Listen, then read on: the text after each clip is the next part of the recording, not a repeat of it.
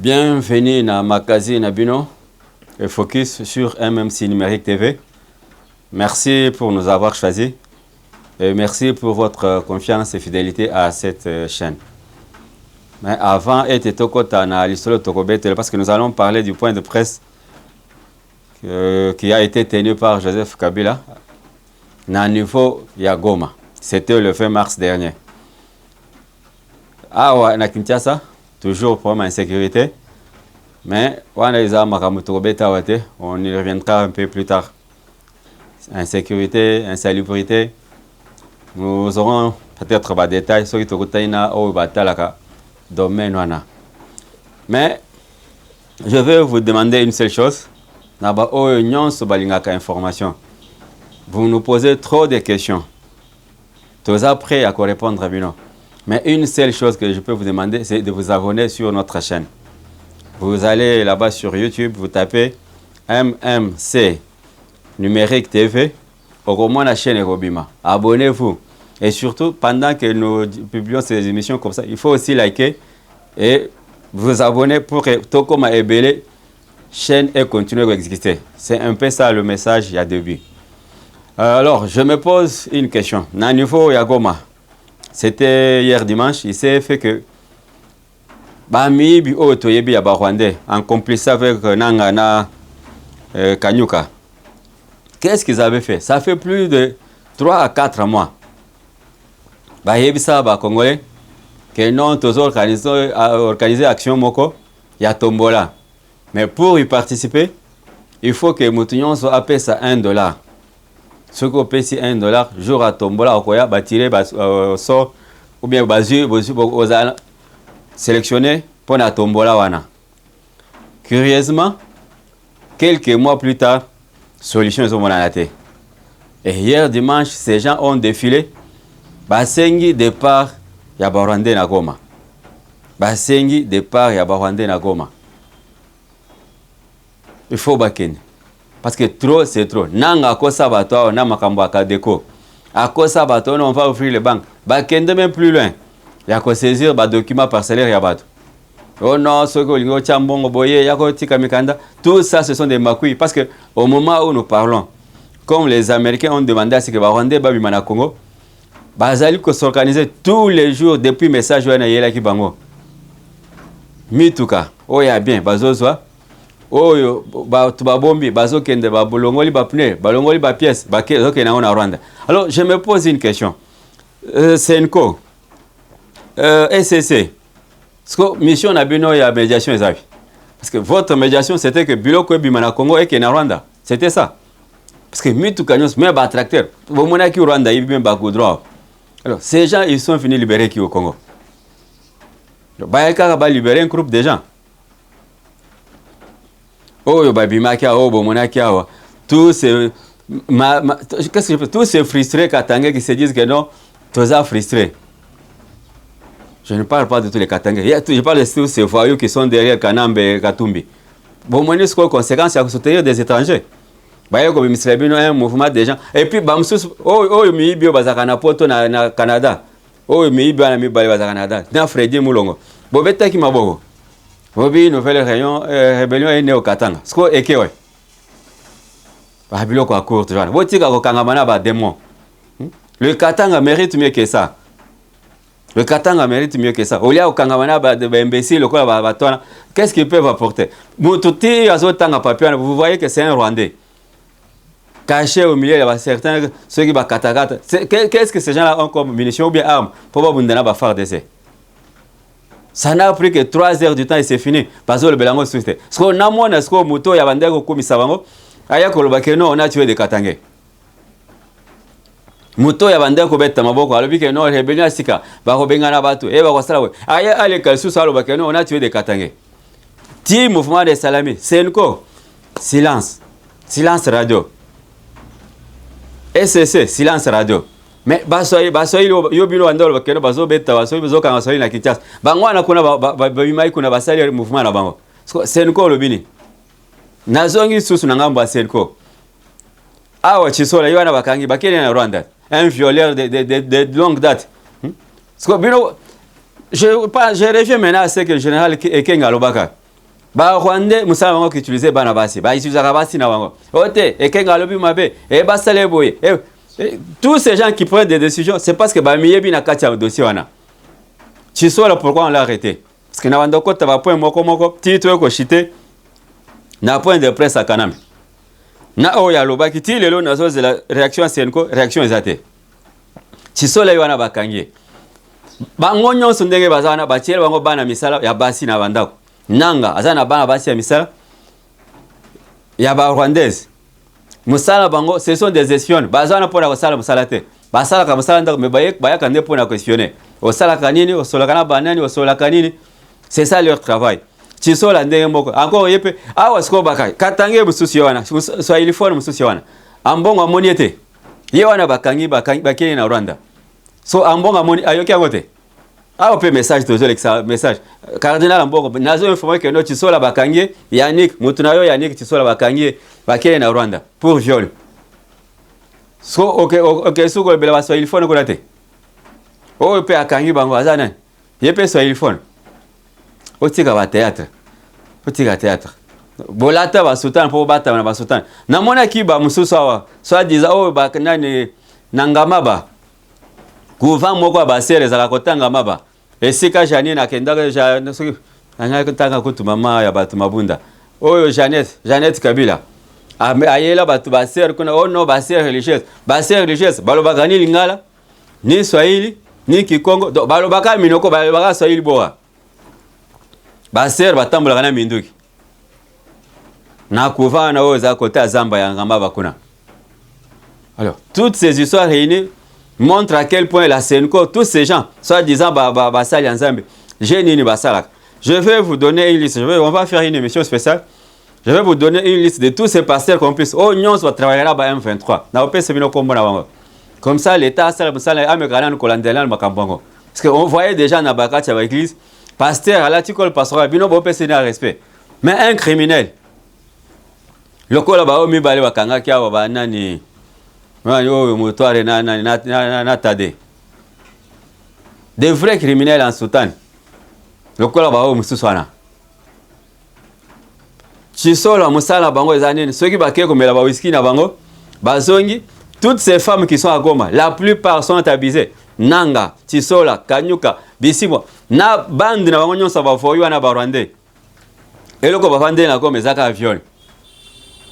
Non, Goma, capitale ya viol, perpétré par Bisimo et sa bande, na complicité à Paul Kagame. Chisola wana kei. Nazo c'est la communiquer à Senko alo bakeno, bakangi un Swahiliphone bakene na Rwanda. Comme ça total réaction ya bato.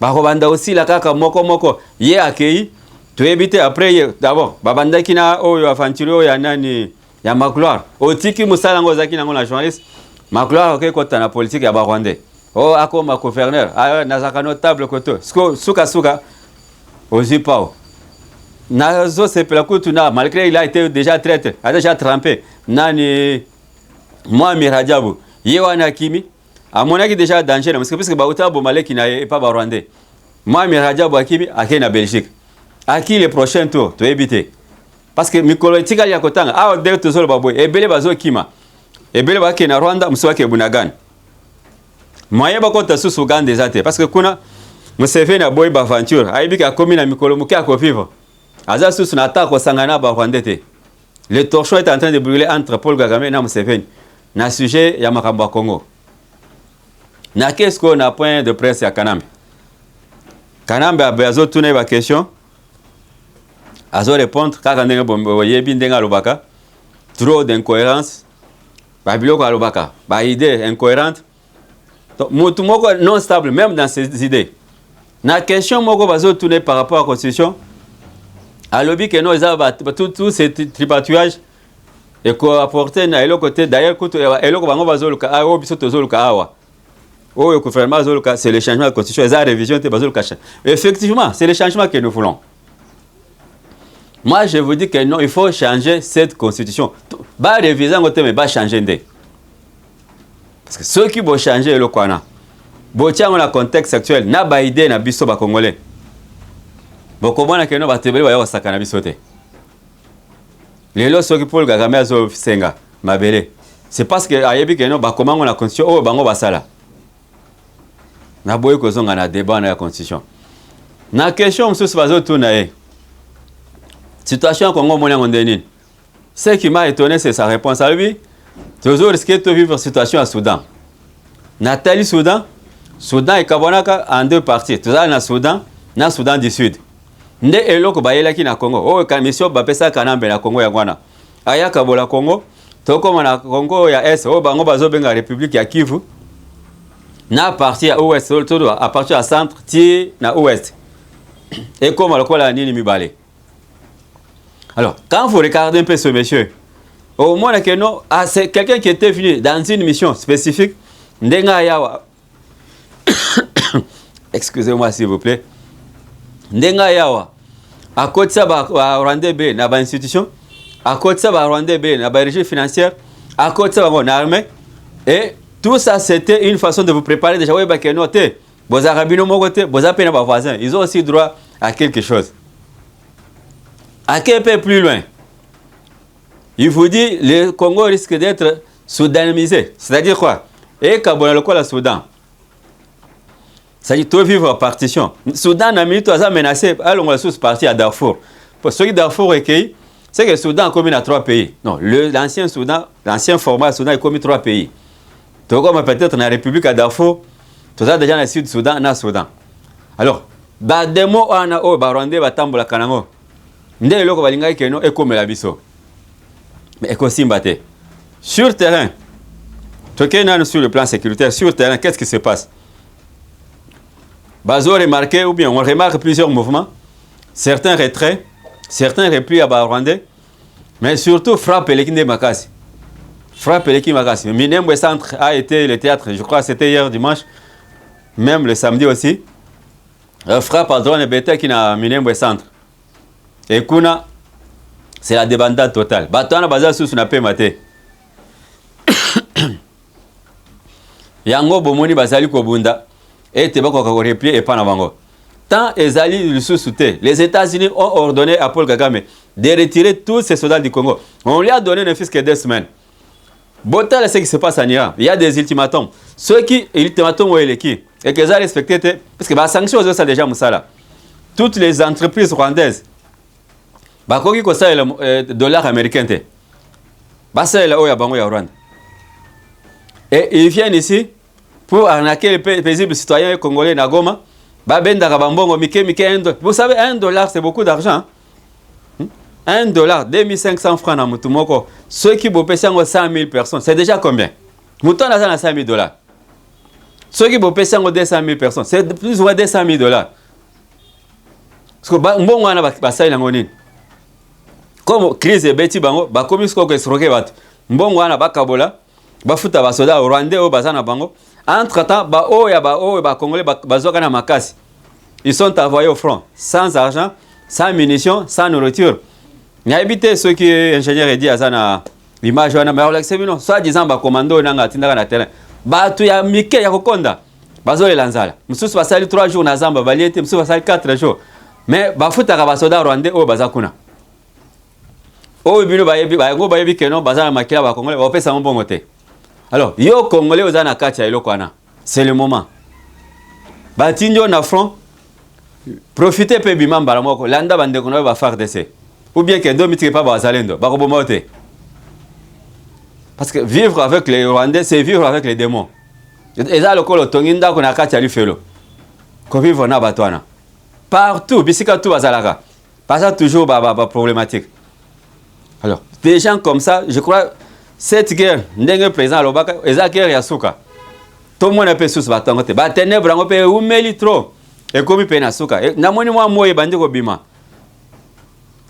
Ndenge Bible yango moke zo ba keno ceux qui bomoni mwa nuage wana c'est que zo annoncé déjà en foula. Mais vous lango ezani eza de part ya ba Rwandais. Ba omona bango suste. Ba banda otala Congo na musika. Ba telemi kola bangomba kuna bazotala Congo na musika. Sonye ozwa bango na bino bato nyonso za tous ces petits communicateurs bazwa o ya basuki ebela mutu o ya cravate rouge o mususu o ya ngolé o mususu soki o bazana na poto kuna on peut kotanga ta bakombola bino oza ngolé mais oyo sala lit o akomi au commis combattant au bundela Congo kendo bundana Angola kuna bazulu ka batukuna na yo na sokoko boke bunda kuna oyo mususu oyo alelaka oyo azoganga soki majiji soki na lelo abimi na poisa tolobaka ok no c'est un monsieur aza membre ya M23 bato baloba na biso ni ote pino botaxaka tout le monde de Rwanda ye wana abima na poisa nani akipaka sosi etikali o bandoki mibalo ya basi na oyo mususu oyo abela mutu oyo soki Sandra soki Mulimbi soki Mulimbi soki na yo ya bela mutu wana pas me na CNPP bino bokanisi ba biloko bakaza normal elle est folle bon me na CNPP ça normal te. Tous ces gens-là, mito comme baluka bango, pero kuna a changé déjà maloba. A commis na tika ko sala membre à M23 je n'ai jamais adhéré à AFC M23. Ti un jour AFC que non, na banda sala biloko na par N nango contre N. Tala muninga na Jacques Ndala, likolo à N place à Suki. Dieu vous a donné un pays très beau et très bon. Nous les Congolais, tu as eu Makambwana Kokata Bato Machete, Ti le Ekoti na Milimu Bato Bakuluna. Ce sont les Rwandais. Ba tuloko ba bisengimana ba numbi nde ba elibso ba bilokwana. Namoni nani nde kuna biso Jean Onoko kazo komelanga dossier ya bisengimana ou azaka inspecteur de la police. Jusque là, je n'ai pas encore eu de précision. On est en train de suivre l'évolution ya Makambango. Ce qui est causal confirmé. Togoya to ça la mission spéciale concernant le dossier parce que il paraît, je parle au conditionnel. Il paraît que Mukamata alikakuna, mais tu vérifies non. Ce qu'ils ont confirmé, Tokoya ko beta moi l'histoire. Je crois pour le moment et le Konga na ko senga bino ezali que bo s'abonner et belé na chaîne abino. Nous avons un autre problème, c'est-à-dire un communiqué à faire, c'est-à-dire chaîne au bozo mona. À part Moussa Tozo Sala, il y a communication. Nous avons aussi la couverture des événements. Aux ans a fait un mariage. Aux ans a fait une collation. Aux ans a manifestation politique. Makamboya église. Donc, quels que soient les événements, oh Matanga, tournage à clip, projection, quel que soit l'événement audiovisuel, Benga Bisso, le numéro est affiché au bas de votre écran. Benga MMC numérique TV Tokoya pour toute la couverture et événement. Je profite de l'occasion pour saluer cette équipe technique métier compagnie aujourd'hui. Je vois Chris, je vois 77 éléments, je vois Dieudonné, Namoni Flamedi, Namoni ingénieur Eddy et tous les autres héros dans l'ombre au Bazar Nabiso Awa. C'est-à-dire, malgré la pluie, ils sont là en train de travailler pour vous. Et surtout, je tiens à saluer ceux-là qui nous ont toujours suivis, d'être loin. Notre ami Fiston qui ont bananifo ya Djobo, place sur le bail que non, biloko ya collé ya frère Ezali, na Djobo, na restaurant chez Fiston na Djobo. On va vous donner les détails sur l'emplacement ya Ndakunae, mais surtout, mbote na famille Mobimba, oh ya Ndekuna biso Ali Kibonge na nifo ya États-Unis, na maman Judith et tous les enfants.